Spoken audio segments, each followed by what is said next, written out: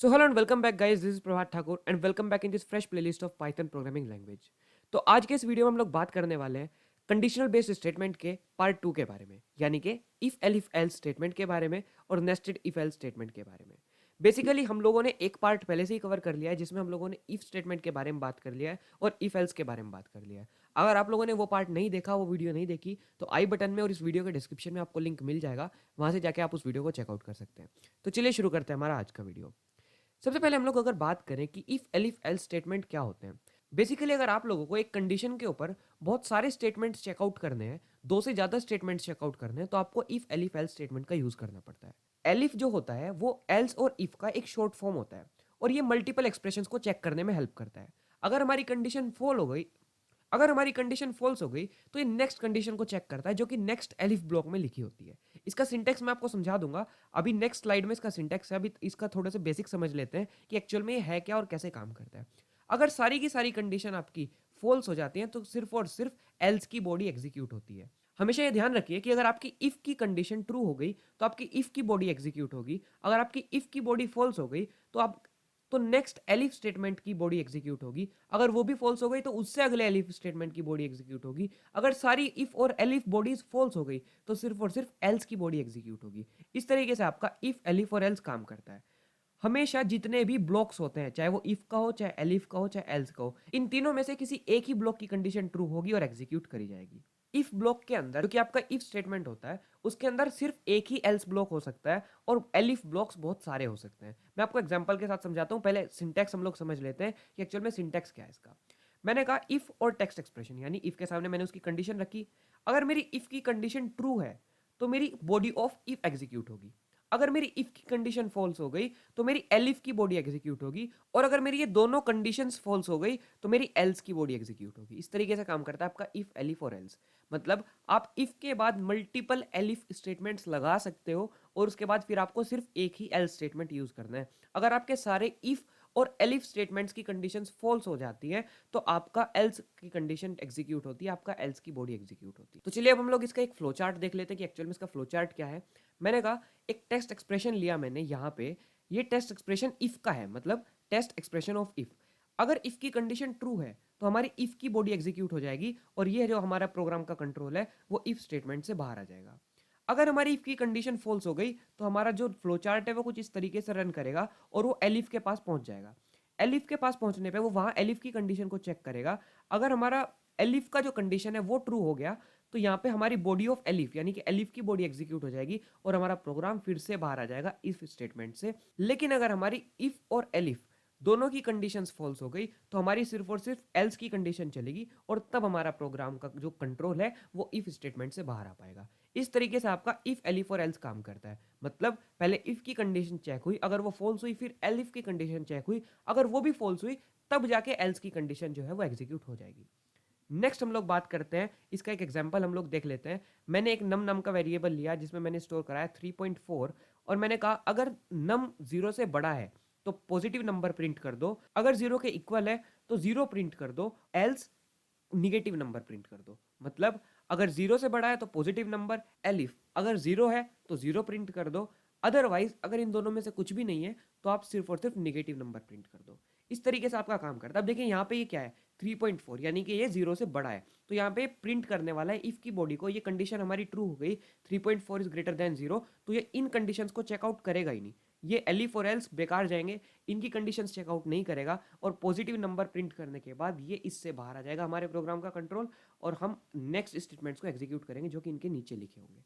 ठीक है, तो अब हम लोग बात करते हैं नेस्टेड इफ एल्स के बारे में। बेसिकली जब हम एक इफ एलिफ एल्स के अंदर दूसरा इफ एलिफ एल्स यूज करते हैं तो उस कॉन्सेप्ट को हम लोग नेस्टिंग बोलते हैं। तो नेस्टिंग करते कैसे हैं, बेसिकली मैं आपको समझाता हूँ। अगर एक हमने वेरिएबल लिया नम नाम का और जिसमें हमने यूजर से एक इनपुट कराया और इनपुट वैल्यू कैसी है, इस बार हमारी इनपुट वैल्यू है फ्लोट वैल्यू और मैंने इनपुट कराया एंटर नंबर।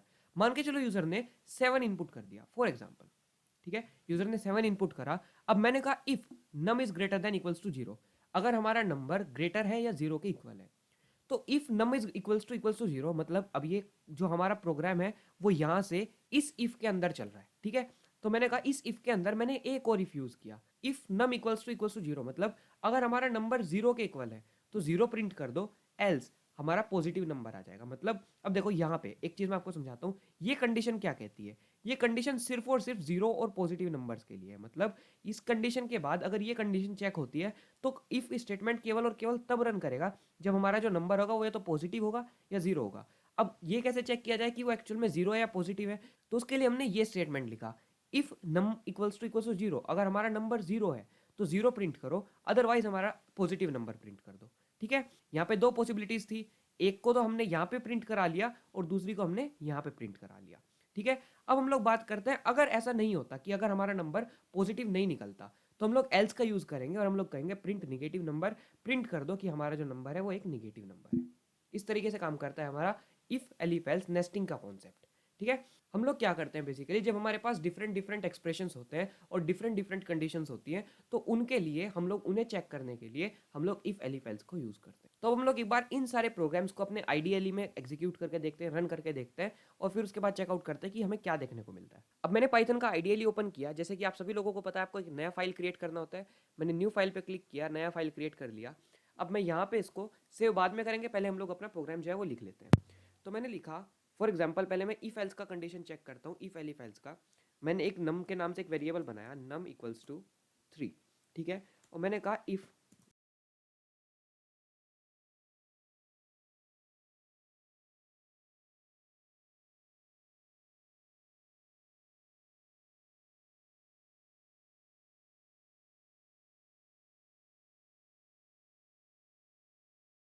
तो देखिए मैं यहाँ पे प्रोग्राम को लिख चुका हूँ। अब मैं इसको सेव कर लेता हूँ एक बार, जिससे कि इसको मैं रन कर पाऊँ इजीली। फाइल पे मैंने क्लिक किया, इसको मैंने सेव करके यहाँ पे रख लिया। इसको एक बार नाम डालते हैं हम लोग, कुछ भी XYZ इसका नाम दे देते हैं, XYZ.py। ठीक है, एंटर किया मैंने और देखिए यहाँ पे मैं अब इसको रन करके देखता हूँ। रन मॉड्यूल पे क्लिक करते हैं तो देखिए यहाँ पे पॉजिटिव नंबर आ गया। पॉजिटिव नंबर इसने क्यों रिटर्न किया मेरे को मैं आपको दिखाता हूँ। यहाँ पे हमारा जो नंबर था वो 3 था। अब हमारा जो 3 था वो ग्रेटर देन 0 था, इसलिए इसने इफ की बॉडी को एग्जीक्यूट कर दिया। देखिए यहाँ पे हमारा जो नंबर था, if number is greater then 0, तो जो हमारा नंबर क्या था 3, तो वो 3 था, तो इसलिए इसने हमारी जो इफ की बॉडी थी उसको एग्जीक्यूट कर दिया और इन दोनों को नेग्लेक्ट कर दिया। अब मैं इसमें कुछ चेंजेस लेके आता हूँ। मैंने क्या किया, नम नाम के वेरिएबल में इंट करके एक इनपुट ले लिया। Okay, int input enter number. Okay, एक नंबर एंटर करा लिया और उसको मैंने सेव कर दिया प्रोग्राम को कंट्रोल एस के साथ। अब मैं इसको दोबारा रन करके देखता हूँ। ओके, तो देखिए मैंने दोबारा रन पे क्लिक किया तो इसने कहा एंटर नंबर। अब मैं नंबर के हिसाब से चेक करूंगा। ठीक है, तो मैंने नंबर डाला अगर -5, ठीक है, तो देखिए इसने निगेटिव नंबर रिटर्न कर दिया। अब अगर मैं नंबर डालता हूँ 0 और मैंने यहाँ पे एंटर नंबर किया 0, तो उसने मेरे को 0 रिटर्न कर दिया। ये सब चीज़ें इसी तरीके से एग्जीक्यूट हो रही हैं मेरे नंबर डालने के बेसिस पे। ठीक है, ये जो भी नंबर मैं डाल रहा हूँ उसको डिटेक्ट कर रहा है, प्लस फिर चेक कर रहा है कि क्या वो नंबर 0 से बड़ा है, क्या वो नंबर 0 के इक्वल है, क्या वो नंबर 0 से छोटा है, और उस बेसिस पे मेरे को वैल्यू रिटर्न कर रहा है। जो भी मैंने स्टेटमेंट लिखा है उसको एग्जीक्यूट करके दे रहा है। ठीक है, नेक्स्ट प्रोग्राम हम लोग देखते हैं। नेक्स्ट में हम लोग नेस्टिंग करके देखते हैं। ठीक है, अगर मैंने कहा if num is greater than equals to 0, ठीक है, और मैंने यहाँ पे एक और इफ यूज किया, इफ नम इक्वल्स टू 0, तो मैंने लिखा प्रिंट 0। ओके, और यहाँ पे मैंने अब वापस से यूज किया एल्स। ठीक है, प्रिंट पॉजिटिव। ओके, और अब मैं यहाँ से इससे पूरे से बाहर आ जाता हूँ और मैंने एल्स का यूज किया और मैंने लिखा प्रिंट निगेटिव। मैं समझाता हूँ आपको ये सब कुछ कैसे हो रहा है। ठीक है, अब देखिए, अब मैंने लिखा num equals to int input enter number, मतलब मेरे को यूजर से एक एंटर कराना है नंबर।